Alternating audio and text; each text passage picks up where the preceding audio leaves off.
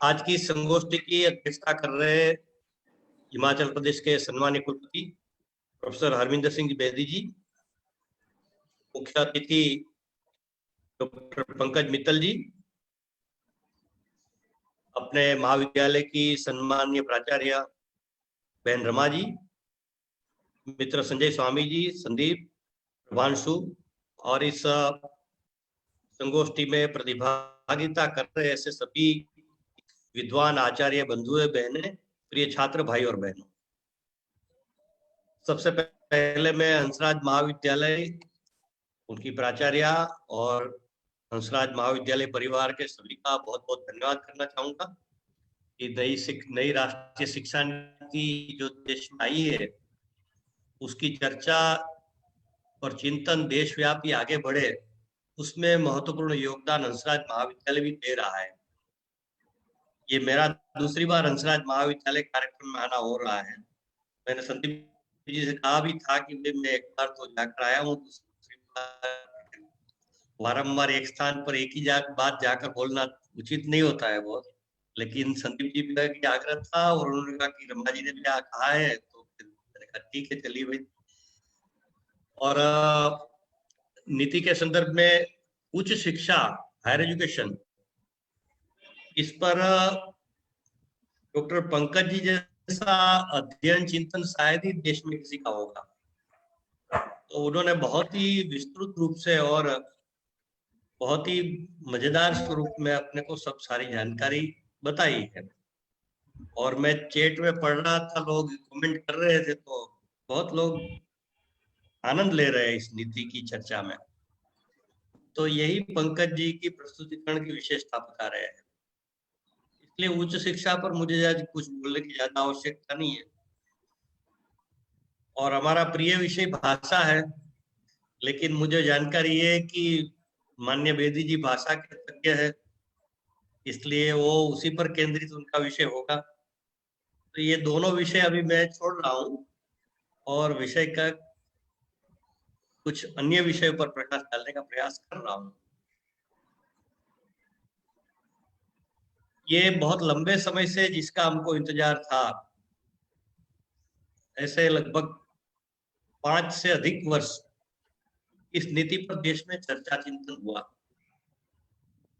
कई लोग ये भी प्रश्न कर रहे थे कि भाई इतनी देर हो रही है तो ठीक नहीं है, बात ठीक थी, लेकिन कभी कभी देर होना भी लाभदायक होता है।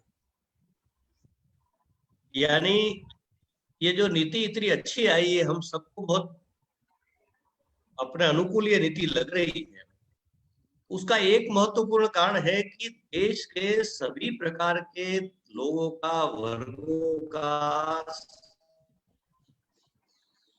एक प्रकार से सुझाव इसमें प्राप्त किए गए हैं, इसलिए देश की आवश्यकता के अनुकूल ये नीति आई है। देश की आम जनता की सहभागिता है जिसमें 2 लाख से अधिक लोगों ने सुझाव दिए, ये इस नीति की सबसे बड़ी विशेषता है। दूसरी बात यह है कि मैंने ही अप्रैल के शुरू में माननीय प्रधानमंत्री और मानव संसाधन विकास मंत्री को एक पत्र लिखा था कि अभी नीति घोषित करने की जल्दी न की जाए, क्योंकि ये जो चीनी कोरोना महामारी देश में आई है उसके कारण जो परिस्थिति में बदलाव हुआ है देश और दुनिया में सारा, इसको ध्यान में रखकर नीति के स्तर पर भी कुछ बदलाव आवश्यक है। तो इस तरह से नीति कुछ समय के बाद घोषित की जाए।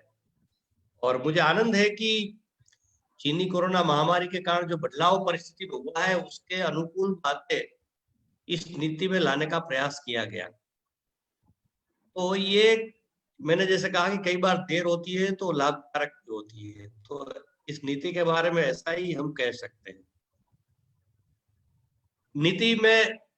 नीतियां तो पहले आई थी, वो भी अच्छी थी, 68 में आई थी, 86 में आई थी पॉलिसी, और ये तीसरी नीति है एक प्रकार से।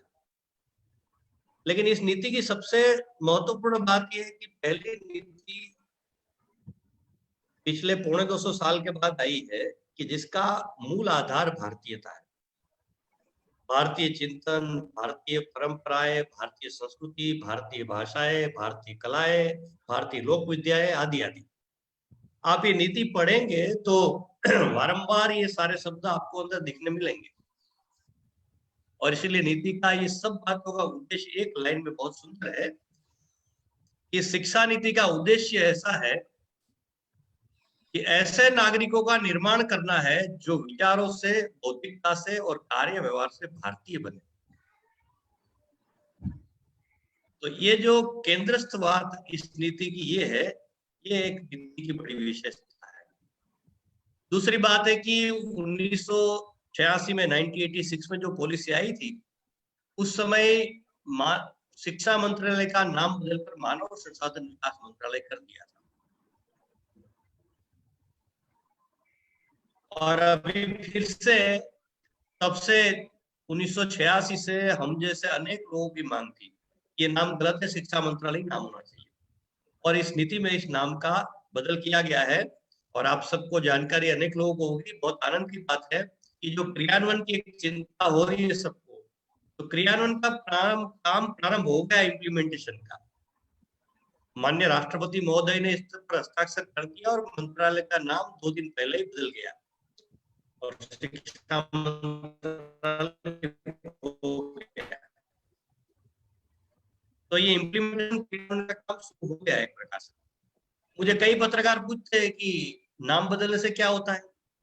मैंने कहा नाम जो है वो शब्दों से बनता है, शब्दों के अर्थ होते हैं, अर्थों के भाव होते हैं, उसी के आधार पर संरचनाएं खड़ी होती है। पहले मानव संसाधन विकास मंत्रालय नाम था, तो मनुष्य को संसाधन के रूप में विचार किया गया था, इसलिए उस प्रकार की नीति आती थी। अभी शिक्षा मंत्रालय का विचार हो गया, तो शिक्षा का तात्पर्य क्या है? स्वामी विवेकानंद जी ने कहा है कि मनुष्य के अंदर जो अंतर्निहित शक्ति पड़ी हुई है, उसको उद्घाटित करना यही शिक्षा का कार्य है। और शिक्षा का लक्ष्य क्या है? आगे स्वामी जी ने कहा है, मैन बिगिनिंग कैरेक्टर बिल्डिंग। नाम बदलने से दृष्टि बदलेगी। शिक्षा का आधारभूत लक्ष्य स्वामी जी ने ही कहा है, अनेक महापुरुषों ने ये बात दोहराई है अपने शब्दों में। शिक्षा का आधारभूत लक्ष्य, एम ऑफ एजुकेशन, चरित्र निर्माण और व्यक्तित्व का समग्र विकास होना चाहिए। इस नीति में बहुत अच्छी तरह से इसको चिन्हित किया गया है। तो ये नाम बदलने से ये बदलाव होता है। और ये नीति का समग्र अध्ययन आप करेंगे तो इस नीति कॉम्प्रिहेंसिव, होलिस्टिक एवं इंटीग्रेटेड अप्रोच है इस नीति, यानी समग्र, सर्वांगीण और एकात्मक दृष्टि है इस नीति। क्योंकि इसमें बालक के जन्म से लेकर पीएचडी शोध तक का विचार किया गया है। इसमें समाज के सभी वर्गों का समान रूप से उत्थान हो, इसका विचार किया गया है। आप पाठ्यक्रम में बदलाव का भी अगर डिटेल अध्ययन करेंगे तो ध्यान में आएगा कि इसमें भी समग्रता की दृष्टि है। शैक्षिक संस्थानों में स्ट्रक्चरल चेंज, ढांचागत बदलाव जो है, वो भी उसी दृष्टि को परिलक्षित करता है। इस नीति में आप अनेक जगह पढ़ेंगे कि स्थानीयता को बहुत महत्व दिया गया है। स्थानीय कला, स्थानीय भाषा, स्थानीय परंपराएं, स्थानीय विद्याएं, यानी स्थानीयता की बात, राज्यों की बात, राष्ट्र की बात और ग्लोबल कॉन्सेप्ट की बात, इस सब का समन्वय इस नीति में है। हमारा मूल परंपरागत शिक्षा का तरीका है, भारत के लिए दुनिया में ही चलता है, इसका कोई विकल्प नहीं हो सकता है, जो क्लासरूम टीचिंग जिसको कहते हैं। लेकिन साथ साथ आज की परिस्थिति और आधुनिकता की आवश्यकता है, इसलिए ऑनलाइन ई लर्निंग, इसको भी अच्छी तरह से इसमें समावेश किया गया है। मूल्यांकन, इवोल्यूशन, इसमें भी समग्रता की दृष्टि आपको दिखेगी। तो इस प्रकार से नीति का आधारभूत बात है कि ये समग्रता की दृष्टि है इस नीति, और समग्रता की दृष्टि यही भारतीय दृष्टि है। आज हम सारी बातें टुकड़ों टुकड़ों करके पिछले 150 पौने 200 साल से हम कर रहे हैं अध्ययन, ये हमारे लिए बहुत कष्टदायक है। आज पर्यावरण का अलग विषय, नैतिक मूल्यों की अलग पुस्तक है, स्किल डेवलपमेंट अलग सब्जेक्ट है। क्या क्या सब्जेक्ट अलग, कितने पढ़ाएंगे बच्चों, इतना विषय बढ़ाते जाते। ये सारे विषय आवश्यक नहीं है क्या? बिल्कुल जरूरी है, लेकिन आवश्यक नहीं है कि हर विषय अलग विषय हो। एक विषय के अंतर्गत ये सारी बातें आ सकती है, लेकिन वो दृष्टि आज नहीं है हमारे पास, क्योंकि जो विदेश की दृष्टि आई है, हमारी दृष्टि ऐसी हो गई कि हर बात का पार्टली विचार कर रहे हैं। हमने पर्यावरण का पाठ्यक्रम बनाया, हमने चरित्र निर्माण व्यक्तित्व विकास का पाठ्यक्रम बनाया, ऐसे कई पाठ्यक्रम बना है कि आप अध्ययन करेंगे हमारा चरित्र निर्माण व्यक्तित्व विकास का क्रेडिट कोर्स है, तो इस नीति में भी कहा है इसको लाना चाहिए। तो क्रेडिट कोर्स आप देखेंगे तो आपको लगेगा कि इसमें तो पर्यावरण की बात है, स्किल डेवलपमेंट की बात है, इसमें बच्चों को प्रोजेक्ट वर्क की बात है, लर्निंग टू डूइंग की बात भी इसमें है, प्रैक्टिकल वर्क की बात है, मूल्य शिक्षा की बात है, सब एक पाठ्यक्रम में आपको देखने मिलता है। ये समग्रता की दृष्टि होती है जो आज हमारे पास नहीं है, इसलिए हम बोझ बढ़ाते जाते हैं विषयों का बच्चों को, और वास्तव में मार्क्स के अलावा कुछ होता नहीं है। तो इस दृष्टि से ये भारत की जो दृष्टि है, इसका मूल तत्व है कि भारत की दृष्टि हमेशा होलिस्टिक रही है, हमेशा इंटीग्रेटेड अप्रोच की बात हमारी दृष्टि में रही है। तो ये नीति का मूल आधार है। तो ये नीति का जो आधारभूत तत्व है, ये सारी बातों का है। और दुनिया भर के अकादमिक क्षेत्र के वैज्ञानिक, चिकित्सक सब लोग कह रहे, निष्कर्ष है साइंस के, साइंटिफिक रिसर्च है कि बच्चा 8 साल का होता है तब तक 70-80% सीख लेता है वो बातें। तो इस दृष्टि से नीति में इसका भी विचार किया गया है कि बच्चे के जन्म से लेकर 3 वर्ष तक इनका भी एक पाठ्यक्रम बनेगा। हमारे मन में भी प्रश्न आया था जब शुरुआत में नीति कस्तूररंगन कमेटी के साथ चर्चा हमने की थी, तो कि क्या अभी सरकार घरों में भी हस्तक्षेप करेगी लोग, तो उन्होंने कहा नहीं, ऐसा नहीं है। हमारे यहाँ आज भी जो लेटेस्ट आंकड़े हैं कि गरीबी रेखा नीचे जीने वाले 25%, 25% लोग हैं देश में। इसके साथ साथ जो मध्यम और उच्च मध्यम वर्ग है, वो अधिकतर महिला पुरुष दोनों नौकरी कर रहे हैं, और उच्च वर्ग की तो क्या बात ही हम करें। तो इस कारण से बच्चों की तरफ जितना ध्यान देना चाहिए वो दे नहीं पा रहे हम लोग। इस दृष्टि से गाइडलाइन देगी सरकार मार्गदर्शन करेगी, सलाह देगी, लेकिन करना तो हम बच्चों को घर में ही करना है, सहयोग करेगी सरकार। तो ये 0 से 3 इयर्स इसका भी इस पे विचार किया गया है। और 5th to 8, तो 5वीं से 8वीं, यानी पहले जो ये पूर्व प्राथमिक शिक्षा, जिसको प्री प्राइमरी एजुकेशन अंग्रेजी में कहेंगे आप, वो पहले सरकारी सिस्टम में नहीं था, निजी में था, प्राइवेट में था। इस कारण से बहुत सारे बच्चे प्राइवेट में जा रहे थे। तो अभी सरकारी व्यवस्था में इसको जोड़ा गया है, 3 साल पूर्व प्राथमिक शिक्षा का, 2 वर्ष क्लास 1 और क्लास 2, ये 5 वर्ष का भी स्वतंत्र सिलेबस बनेगा। और उसमें बच्चों को खेल खेल में एक्टिविटीज के द्वारा सिखाने की बात है। तो इस उम्र में बच्चा उसी प्रकार अच्छी तरह सीखता है। तो ये जो बेसिक 8 साल की उम्र के बाद जो ये बेस है, नींव है, उस समय बच्चे अगर ठीक से सारी बातें सीख लेगा तो फिर उनका भविष्य बहुत उज्जवल हो जाएगा। तो इसका एक अच्छी तरह से इसमें विचार किया गया है। साथ साथ आज हमारी शिक्षा जो है मात्र थियरी है, सिद्धांत, यानी हाथ से काम करना बच्चों को आता ही नहीं है। हमारा IIT पास लड़का भी कभी स्कूटर खराब हो जाता है तो प्लग साफ नहीं कर सकता है। तो इस नीति में व्यवसायिक शिक्षा, वोकेशनल एजुकेशन को काफी बल दिया गया है। जो गांधी जी ने शिक्षा के बारे में 3 बातें कही है, हैंड, हार्ट एंड हेड। तो अभी तो सिर्फ हेड की बात हम करते हैं, लेकिन हैंड और हार्ट की बात नहीं है। तो हाथ से काम करके बच्चा सीखे, और बच्चों में समाज के बारे में, मानवता के बारे में, देश के बारे में, गरीबों के बारे में संवेदनशीलता भी निर्माण हो। इसलिए value education, environment education, character building, इन सारी बातों का भी समावेश इसमें है। तो इस प्रकार बच्चों के होलिस्टिक डेवलपमेंट, और जब तक बच्चे हाथ से काम करना नहीं सीखते तब तक तो फिर हमारी आज की शिक्षा से वही बात होती है। अब बच्चे नौकर बनना चाहते हैं, जो नौकर नहीं बनता है वो बेकार बनता है। वास्तव में तो 15-15, 20-20 साल बच्चे जिस शिक्षा के पीछे खर्च करते हैं। हमारा टेक्निकल एजुकेशन पर एक कार्यशाला थी, तो उसमें एक NIT के डायरेक्टर आए थे। उन्होंने कहा कि मैं बीटेक एमटेक सब पढ़ाई करके एक उद्योग में नौकरी के लिए गया। तो कुछ दिन के बाद वहां के MD ने मुझे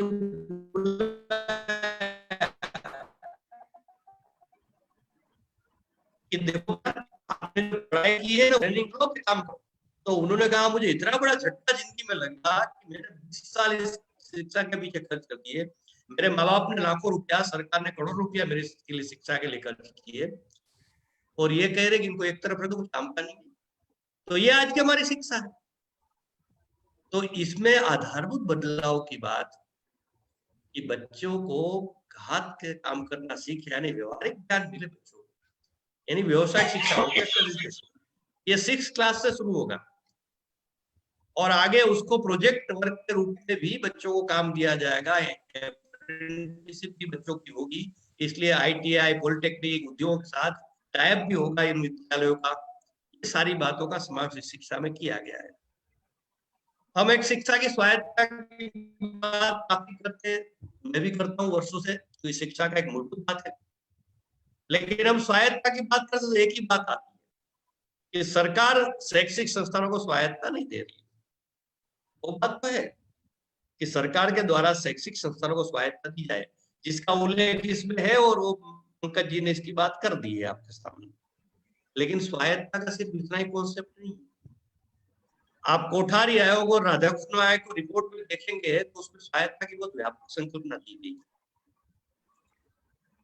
कि छात्रों की स्वायत्तता, शिक्षकों की स्वायत्तता से लेकर शैक्षिक संस्थानों की स्वायत्तता, ऐसे एक समग्रता की दृष्टि। इस नीति में बच्चों की स्वायत्तता का बहुत बड़ा विचार किया गया। हायर एजुकेशन पर लेवल पर जो है वो तो बात हो गई, लेकिन विद्यालय शिक्षा में पहले 11th-12th में जो साइंस कॉमर्स आर्ट्स स्ट्रीम था, इसके बदले अभी 9 to 12th ऐसे कोई स्ट्रीम नहीं होगा। पहले ये था कि करिकुलम, को करिकुलर, एक्स्ट्रा करिकुलर एक्टिविटीज, 3 ऐसे अलग अलग पार्ट थे, और इसमें एक्स्ट्रा करिकुलर और को करिकुलर ये कोई लेना नहीं चाहते थे, क्योंकि उसके वो मार्क्स नहीं थे, नंबर नहीं थे, परीक्षा महत्व नहीं था। तो अभी इन तीनों को एक समान स्तर पर लाया है कि बच्चे साइंस के साथ संगीत भी पढ़ सकते हैं, बच्चे कॉमर्स के साथ योग भी पढ़ सकता है, बच्चे मनोविज्ञान के साथ फिजिकल एजुकेशन भी ले सकता है। तो इस प्रकार का एक बस, और सभी को समान स्तर पर।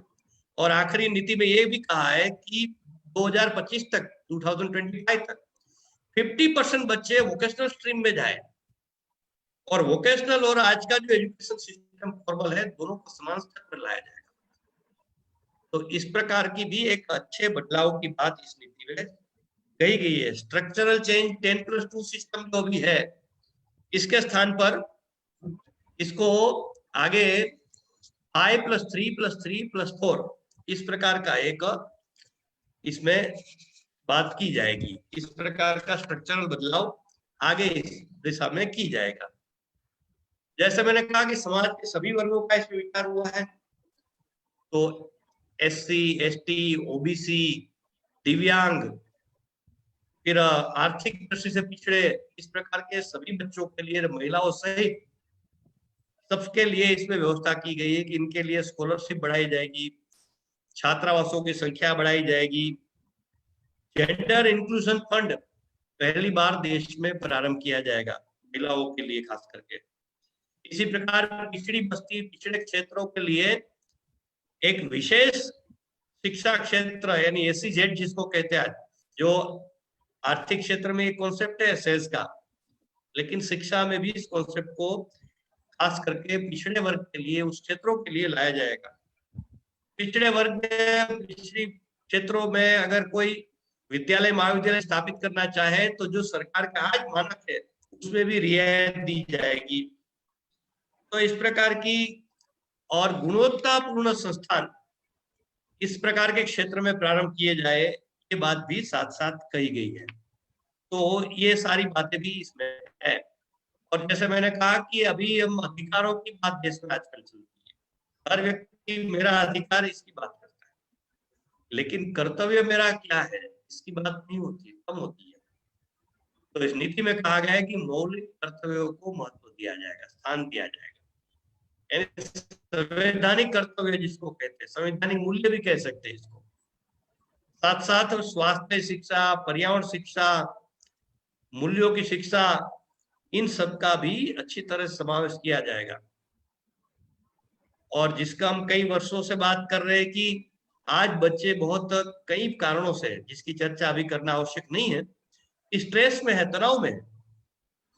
तो इसके लिए एक परामर्श केंद्र, यानी जिसको काउंसलिंग सेंटर इंग्लिश में कहेंगे आप, इसकी व्यवस्था हर शैक्षिक संस्थान में होना चाहिए। इस प्रकार की बात भी साथ साथ इसमें कही है।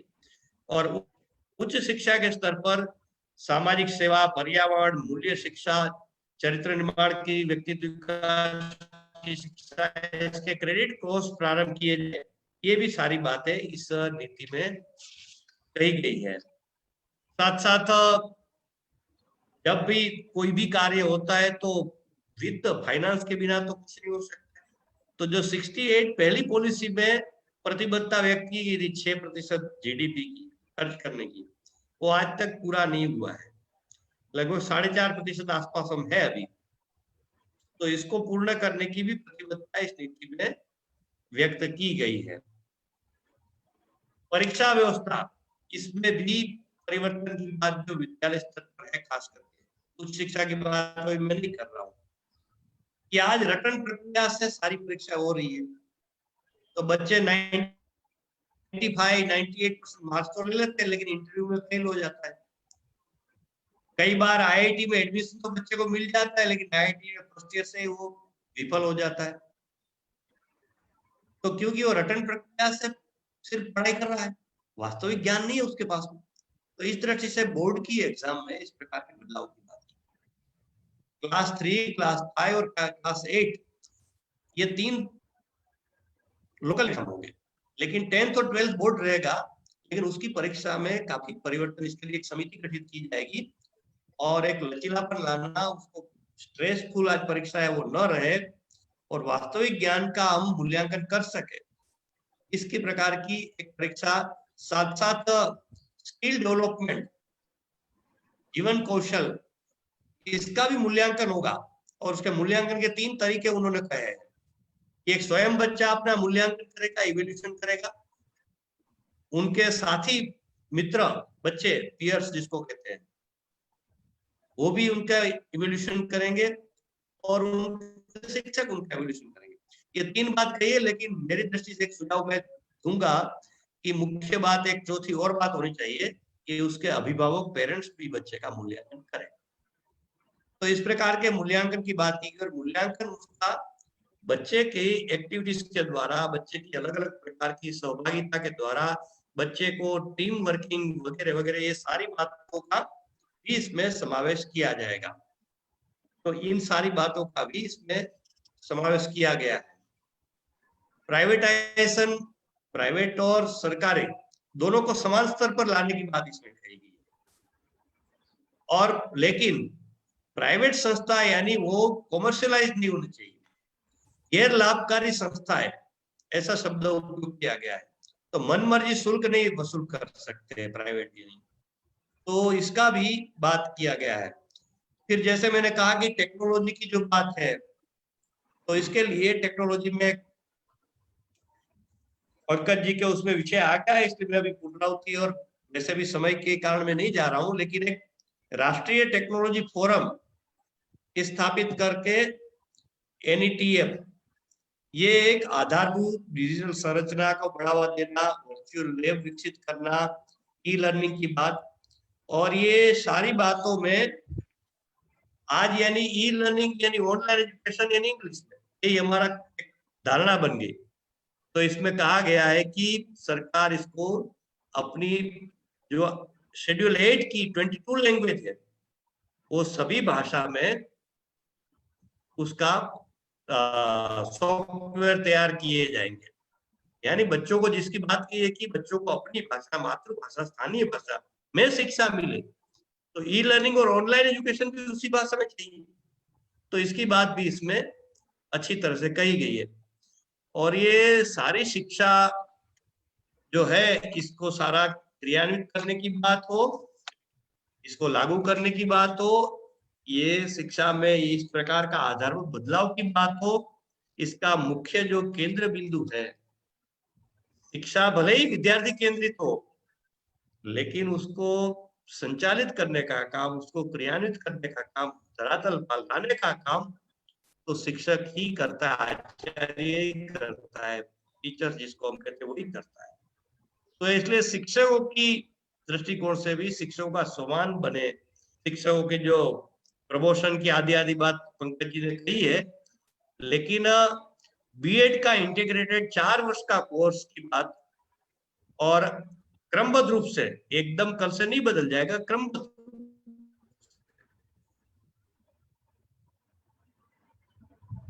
कि 2030 तक बीएड कोर्स होगा। यानी वास्तव में जिस बच्चों को शिक्षक बनना है वही फिर वो कोर्स पे जाएंगे, लेकिन यूनिवर्सिटी लेवल पर 1 साल 2 साल के कोर्स का प्रावधान रहेगा।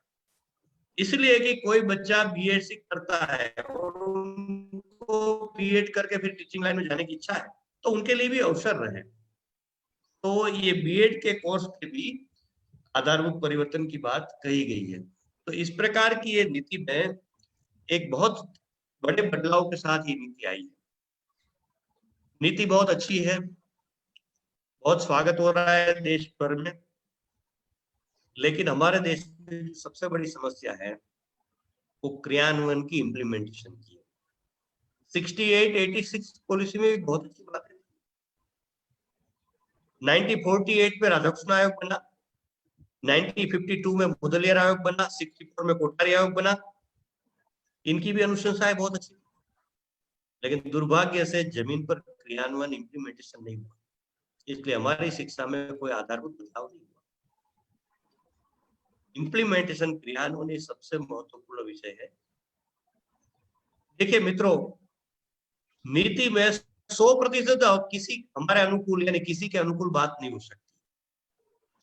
हमारे मानव संसाधन विकास मंत्री भी कहे ना, अब इसको आगे शिक्षा मंत्री कहना पड़ेगा हम लोगों को, आनंद होगा इसका, लेकिन हमारा शिक्षा मंत्री भी कहे कि 100% मैं चाहता हूं वो बात नीति में आ जाए, तो असंभव है। क्योंकि इतना बड़ा देश है, इतनी विविधता है, हर क्षेत्रों की अपनी अपनी आवश्यकता, इनको ध्यान में लेकर सारा काम करना पड़ता है। तो इसलिए 100% हमारे अनुकूल बात किसी के अनुकूल नहीं हो सकती है। हमारा अनुकूल 80% बात है, 70% है, 60%, तो वो तो हम अच्छी तरह से क्रियान्वित करने का विचार करें। तो इसलिए क्रियान्वयन का पक्ष है वो कई स्तर पर सोचना पड़ेगा। जैसे केंद्र सरकार ने शुरू कर दिया, मैंने कल ही प्रधानमंत्री और मानव संसाधन विकास मंत्री को इसलिए पत्र लिखा है, क्रियान्वयन की दृष्टि से लिखा है, और हमने एक प्रस्ताव पारित किया, वो भी भेजा है। तो क्रियान्वयन केंद्र सरकार के स्तर पर अति शीघ्रता से हो, ये तो होना चाहिए। मैंने ये भी निवेदन किया है कि केंद्र सरकार राज्य सरकार को निर्देशित करे कि राज्य स्तर पर समितियां गठित की जाए, क्योंकि शिक्षा ये समवर्ती सूची में है, कॉन्करेंट लिस्ट में है, इसलिए केंद्र से ज्यादा शिक्षा पर अधिकार राज्यों का है। क्योंकि हमारे देश में उदाहरण के लिए सेंट्रल यूनिवर्सिटी, केंद्रीय विश्वविद्यालय 40 लगभग है, लेकिन राज्य विश्वविद्यालय तो सरकार के वो 300 से ज्यादा है, और सरकार राज्य के अंडर में आने वाले प्राइवेट विश्वविद्यालय वो इससे भी ज्यादा है। तो शिक्षा पर ज्यादा अधिकार राज्यों का, तो इसलिए राज्य स्तर पर समिति गठित होना, क्रियान्वयन का अधिक विचार करना, ये सबसे ज्यादा आवश्यक है। साथ साथ ये भी है कि हर राज्य की स्थिति अलग अलग है। मान लो नीति में कहा गया है कोई बात की ये 2025 तक पूरी करनी है देश भर में, मान लो दिल्ली, महाराष्ट्र, गुजरात जैसे राज्य 2023-24 तक भी पूरे कर सकते हैं, लेकिन ओडिशा है, बिहार है, पूर्वोत्तर के राज्य है, हो सकता है एक बार 2026-27 तक वो पूरा कर सके। तो इस दृष्टि से राज्य के स्तर पर समितियों का गठन की प्राथमिकता होनी चाहिए। हर विश्वविद्यालय स्तर पर एक समिति बननी चाहिए कि विश्वविद्यालय में क्या क्या हमने लागू करना है। पूरे ड्राफ्ट है वो विश्वविद्यालय के लिए आवश्यक नहीं, लेकिन उच्च शिक्षा की जो बात होगी वो विश्वविद्यालय जरूरी है, तो उस पर काम करें। और वो विश्वविद्यालय की समिति एक ड्राफ्ट तैयार करके, वो 10, 15, 20 पेज का ड्राफ्ट हो सकता है, हर महाविद्यालय को भेजे कि महाविद्यालय को क्या क्या क्रियान्वित करना है। इसी प्रकार राज्य सरकार जिला स्तर पर समितियों का गठन करे और उस समिति के द्वारा उन जिलों में के विद्यालयों में से कैसे क्रियान्वित करना है, और हर विद्यालय को एक ड्राफ्ट तैयार करके 8-10 पेज का भेजा जाए कि वे आपको ये सारी बातें क्रियान्वयन में करनी है। इस पर आपके शिक्षक, प्राचार्य सब मिलकर विचार करें। देखिए, नीति जो सफल हुई उसका मैंने शुरू में कहा कि समाज के सभी वर्ग और लाखों लोगों की सहभागिता के कारण नीति सफल हुई है। इसी प्रकार क्रियान्वयन के स्तर पर, इंप्लीमेंट स्तर पर हमने सफल करना है अगर, तो इसी प्रकार की सहभागिता हमने लोगों की करनी चाहिए। जब सहभागिता होती है, मान लो मुझे कोई पूछते है कि हाँ भाई इस नीति में आपको क्या लगता है, क्या करना चाहिए, क्या क्रियान्वित करना है, तो स्वाभाविक मुझे अच्छा लगेगा और मुझे भी लगा कि नहीं, मेरा भी कोई दायित्व है, मेरा भी रोल है। तो हर मनुष्य में अच्छाई अपनी, बस उनकी सहभागिता करने की और एक वातावरण देने की जरूरत है। वो देने का प्रयास किया तो हर व्यक्ति सोचेगा कि हाँ भाई मुझे क्या क्रियान्वित करना है, और उसका सबसे महत्वपूर्ण केंद्र बिंदु जो है वो है मैं और आप। आखिरी मुझे के द्वारा होना है, तो मुझे क्या करना है, मेरे ज्ञान में, इम्प्लीमेंटेशन में क्या भूमिका, क्या रोल है, ये हर आचार्य, शिक्षक के मन में ये भाव जगना चाहिए और जग सकता है। इस प्रकार की अगर चर्चा आयोजित की जाएगी तो ये चर्चाएं बहुत व्यापक पैमाने पर देश भर में आयोजित होगी। और पहला मेरा निवेदन इससे पहले एक है कि ये ड्राफ्ट बहुत छोटा है। पहले 500, 400, 600 पेज के ड्राफ्ट आए थे, अभी इंग्लिश का 60 पेज 5 पेज है और हिंदी का 102 पेज है, 102 पेज है। अभी प्रोफेसर, आचार्य सब है, वो 3-4 घंटा समय निकालेंगे तो नीति पढ़ लेंगे पूरी, बहुत बड़ा नहीं है कुछ। तो मेरी प्रार्थना है कि एक एक शब्द गहराई से पढ़े और उसमें कोई बात अनुचित लगे तो वो भी उठाने का अधिकार है। तो पहला अध्ययन अच्छी तरह से होना चाहिए और दूसरी बात फिर हम लोग क्रियान्वित कैसे करें इस पर विचार। तो एक देशव्यापी बहस आगे बढ़ानी चाहिए और जैसे मैंने कहा कि हंसराज कॉलेज ने दूसरी बार आयोजित किया, ये बहुत अच्छी पहल है।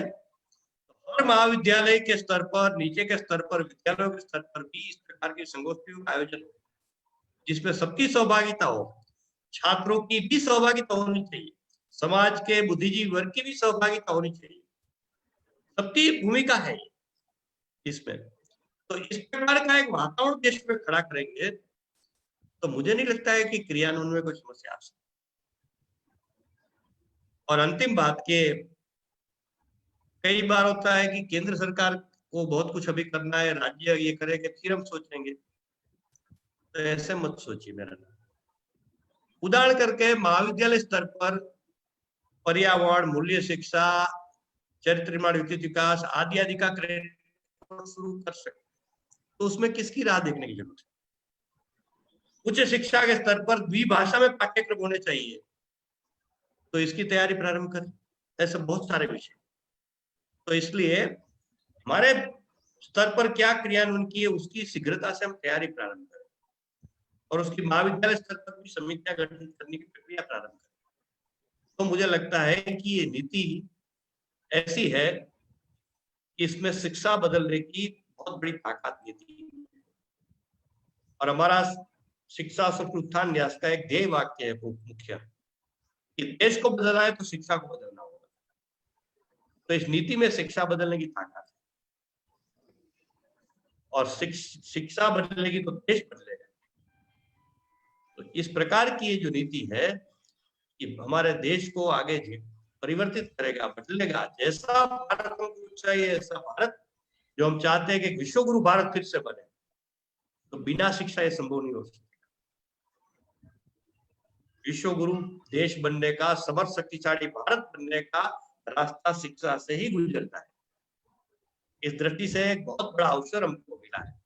मित्रों, यह अवसर बार बार नहीं आता है। तो 30 साल के बाद अवसर आया है, इसको हम न गवाए। और मेरा विश्वास है कि इस बार ऐसा नहीं होगा, क्योंकि मैं लगभग 15 से ज्यादा विश्वविद्यालय में मेरे व्याख्यान हुए, कई महाविद्यालय में हुए, वहां उत्साह है सबका। और मुझे 4 विश्वविद्यालय ने तो बाद में कुलपतियों ने फोन करके कहा कि भाई साहब आप चिंता न करें, हम 15 दिन में कमेटी बनाकर आपको भेजेंगे। मेरा अधिकार नहीं है, न मैं मंत्री हूं, न कोई सरकारी अधिकारी हूं, लेकिन प्रेम का अधिकार है, इसलिए मुझे वो बता रहे हैं, मैं भी उनको बता सकता हूँ। तो इस प्रकार का एक बहुत अच्छा वातावरण है, एक अच्छा अवसर है हम मिला है। इस अवसर का बराबर हम लाभ ले शिक्षा क्षेत्र के, ऐसी आप सबसे प्रार्थना करते हुए बहुत बहुत धन्यवाद हंसराज कॉलेज और प्राचार्य जी का, आप सभी का भी बहुत बहुत धन्यवाद। सभी प्रतिभागियों को बहुत बहुत शुभकामना देते हुए मैं मेरी वाणी को विराम देता हूँ। धन्यवाद।